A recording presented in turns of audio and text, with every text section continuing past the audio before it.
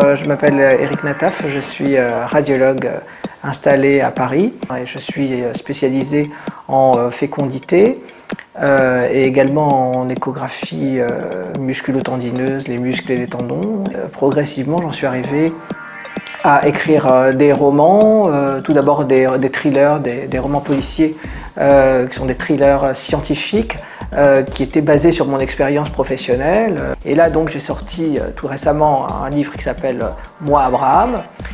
Et ce livre en fait consiste à l'histoire de ce personnage mythique qu'est Abraham, qui est le fondateur, comme tout le monde, comme chacun sait, du monothéisme.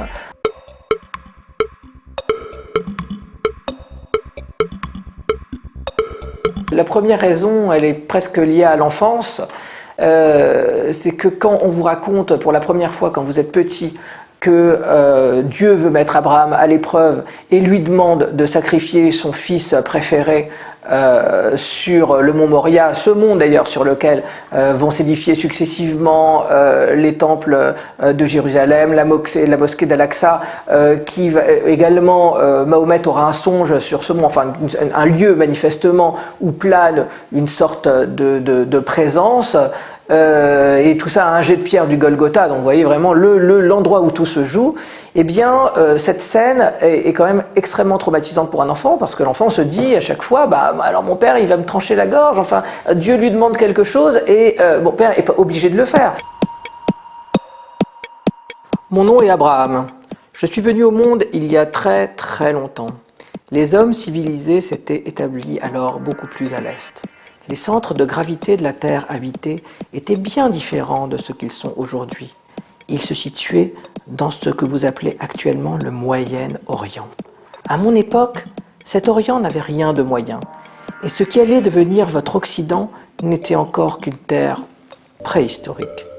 La culture n'avait encore produit chez vous que quelques peintures sur des parois et des alignements verticaux de pierres massives. Pourtant, nous sommes, vous et moi, indéfectiblement liés, car je fus le détonateur de la pensée, de votre pensée. On peut même dire que j'ai lancé la course vers l'Ouest.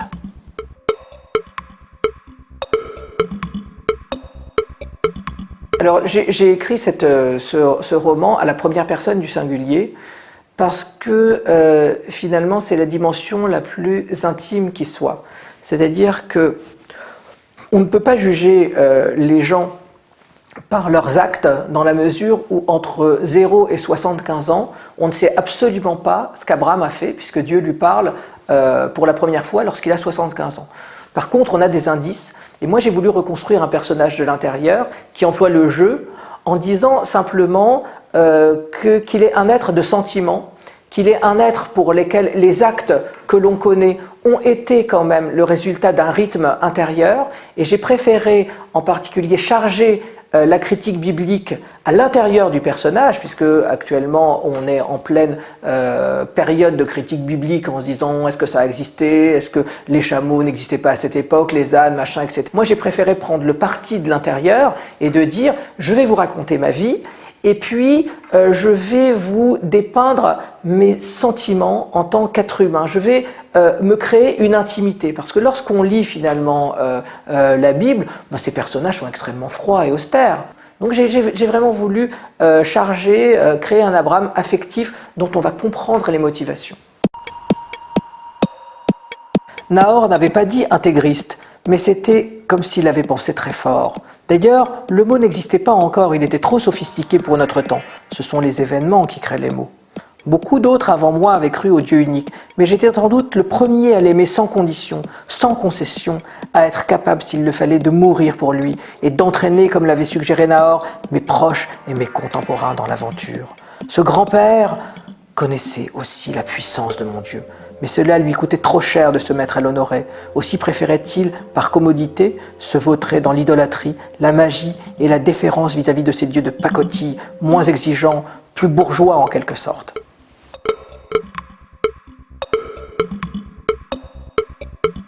Finalement, à tout le monde, puisque c'est avant tout un roman d'aventure, un vrai roman historique où on voit Abraham apparaître comme une sorte de héros quasiment digne d'Ulysse, puisqu'il apprend à se battre, il devient marchand, il va avoir des contacts avec toutes les personnes de son temps, il va avoir même une histoire d'amour, qui n'est pas avec Sarah d'ailleurs dans un premier temps, qui est avec Scylla, qui est la sœur de son meilleur copain.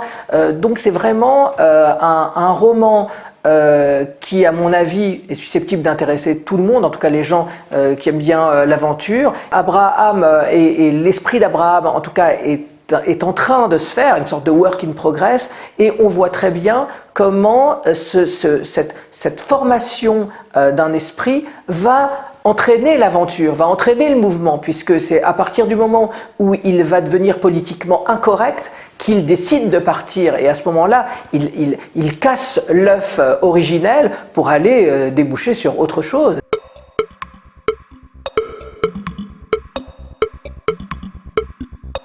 D'abord, c'est un personnage d'espoir, parce que c'est finalement un personnage qui, sur une table de casino, personne miserait rien sur lui.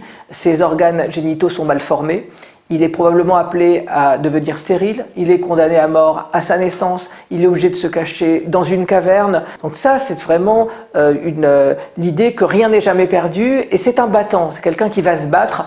Il va contre toute l'astrologie ambiante qui domine la Mésopotamie à l'époque. Il va renoncer à toute une série d'évidence. Il faut voir qu'il vit dans un monde d'évidence. Les idoles sont un monde d'évidence. Il va remettre ça en question. Donc ça, c'est le premier point fort, c'est un personnage d'espoir. Et deuxième point fort, c'est un personnage qui n'a pas peur. C'est le seul qui est prêt à donner son fils pour Dieu. Donc il y a quelque chose d'inquiétant. C'est un personnage entier et qui est capable d'aller jusqu'au bout. Il brise les idoles de son père. Donc c'est un personnage extrêmement moderne qui est au cœur des préoccupations actuelles et qui est un concentré, une sorte de bombe atomique avant l'explosion.